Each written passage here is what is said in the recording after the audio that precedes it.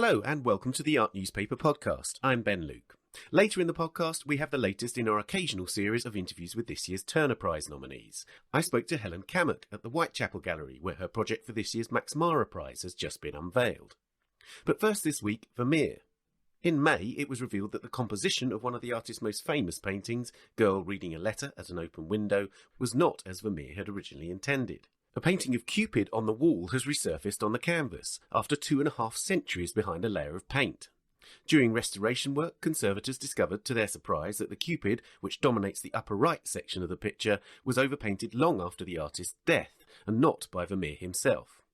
Earlier, I spoke to Ute Neidhardt, the senior conservator at Dresden's Gemäldegalerie, about this extraordinary discovery. I began by asking when it was that they realised that it wasn't in fact the Dutch master that had covered up the Cupid. When we started the restoration process in 2017, we were in the opinion that the overpainting was made by himself, by Vermeer himself. And we started to clean the painting. We didn't expect something else. We wanted to make it clean. We wanted to take off all the old varnishes and the old retouchings and all these things which lay on the surface like a sandwich. And during the cleaning process, when our restorer, Dr. Schölzel, came closer to this overpainted part on the back wall, he mentioned that there was a difference in the solubility of this part in comparison with the other parts. For instance, at the edges of the painting, where also we found a lot of old retouchings, varnish, and so on. So at that point he stopped, and then we, together with our experts commission, which we had been installed some time before, we started a big discussion, and we decided to make samples, paint samples. And these paint samples were the first key for our first idea to think about that the overpaint was not done by himself. As the paint samples showed that between the original paint of the Cupid and the overpainting there was a layer of varnish and a layer of dirt and a second layer of varnish, and then the overpaint came. So that meant to us that there was time between the surface, the original paint layer of the Cupid done by Vermeer, was open, was to be seen, was still the surface, and the time the overpaint came on. And we found some reasons for thinking that this was the right idea later, when some other points occurred.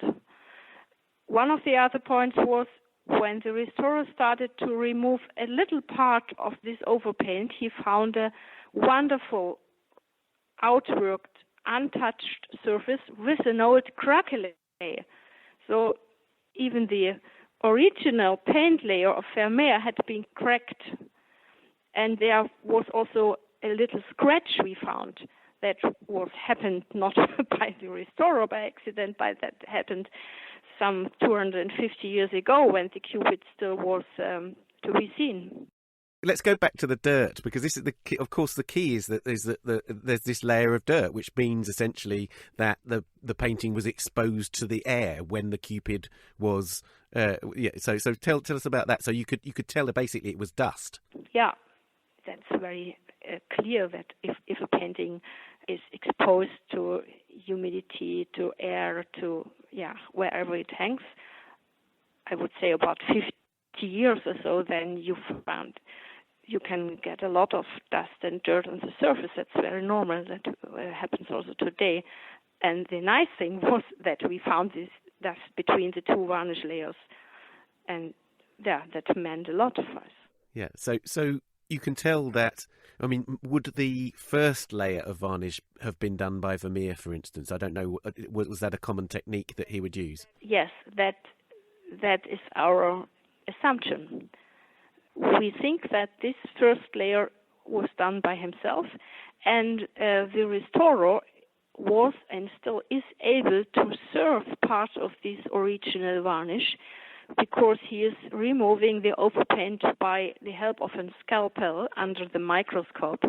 And so he is able to divide these different layers, and there is still some traces of the original varnish on top of the original paint. We are very proud about it. Well, that's amazing, isn't it? Yeah, because I suppose what one is used to with these sort of things is that the varnish is corrupted, it becomes discoloured, and it's the first thing that you remove when you're restoring, isn't it? Yeah. Do you have any... is there any provenance which tells you who may have done the overpainting, who may have painted over the Cupid? That was also one of the most important questions we asked ourselves, or I asked myself. Yes, there are some interesting facts. The painting came to Dresden in 1742 as a present to the collection of the Elector August III. That was the father of August the Strong, the famous August the Strong from Saxony. And when the painting arrived Dresden, there was a little description in a letter we found, and there was no word about a Cupid or a little boy or a figure in the background on the wall. There was only the description of the girl reading and the window and the room. That was all we could find in this letter. So, and the painting got a new frame immediately when it entered the Dresden collection. That happened to all of the paintings. When they came to Dresden, they immediately got a new frame. So maybe you know this famous Dresden Rococo framing system. So from that, we knew that the change had been done before. So we think that happened in the first half of the 18th century, somewhere in one of the former collections. And tell me, so I know that the half restored painting you've already shown to the public, but is it right that it's now gone back into restoration, and it may well still be in restoration for another year or so? Yeah, that's right. We had to close this little show just last Sunday, as we are closing the whole gallery for a big refurbishment and rehanging. And the painting goes back to the restoration studio. Yeah, that happens tomorrow. And then the restorer will need some more time. We think about 1 year to finalize this restoration. This is not only to take off this overpaint. There are also huge parts on the edges, on all 4 edges. He has to continue, and it's a big work. So in other words, you've got to attend to the sort of more rudimentary elements of your restoration that you were intending to do in the first place before you made the big discovery about the Cupid. Oh, yes, of course.